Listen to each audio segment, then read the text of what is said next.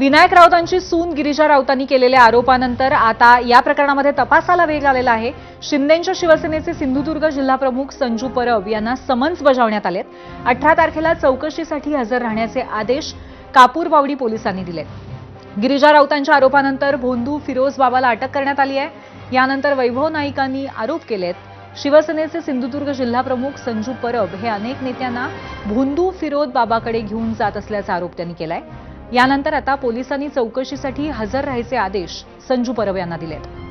दरम्यान भोंदू फिरोज बाबाचे नेत्यांसोबतचे फोटोही व्हायरल झालेत। या प्रकरणी आता संजू परब याची चौकशी होणार आहे।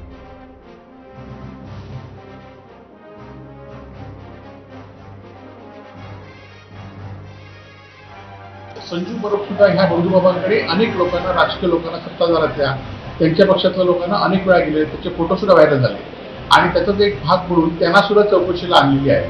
आता त्यांच्यावर काय कारवाई करणार हा आमच्यापर्यंत सत्ताधाऱ्यांना प्रश्न आहे की आज अनेक ठिकाणी खरात बाबा सावंतवाडीतल्या कुठल्या आमदारांचे जवळ होते हे सुद्धा माहिती आहे। आता हे संजू परब सुद्धा या फिरोज बाबांवर काय काय विषय केलेले आहे आणि कुडाळ तालुक्यामध्ये सुद्धा हायवेला असलेले बुवा सुद्धा अनेक लोकांना राजकीय निवडणुकीचे तंत्र देत असतात। आणि याबरोबरच 0 आवर मध्ये आपण इथेच थांबतोय। पाहत रहा एबीपी।